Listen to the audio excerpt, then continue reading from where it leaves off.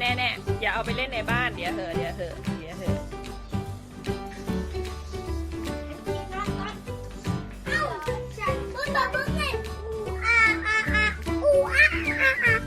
เอาจีแม่มา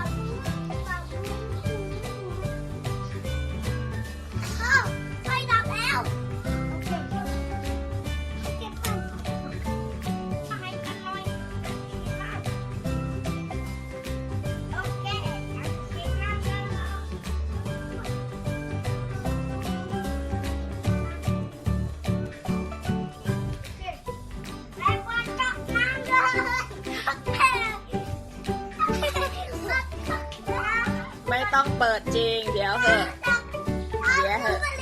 โนไม่ต้องเล่นนี่ไงเราจะเปิดน้ำเยือกไอ้เก้าไปเลย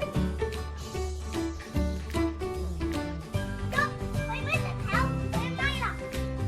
โอเคเราโดนกันเล่นไม่ทันเราบอกแล้วครับได้เลยโอเคเราทำลูกชิบอันคนนี้ไม่ต้องชิบครับได้งั้นปะโอเคเราไปกันกินน้ำแต่บางแล้วก็ชิบต้นทำนี่ฉันต้องนี่ทำมัน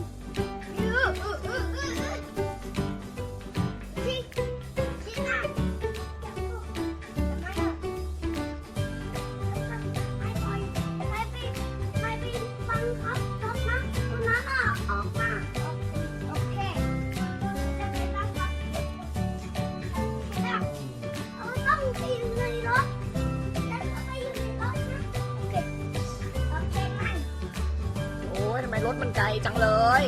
นี่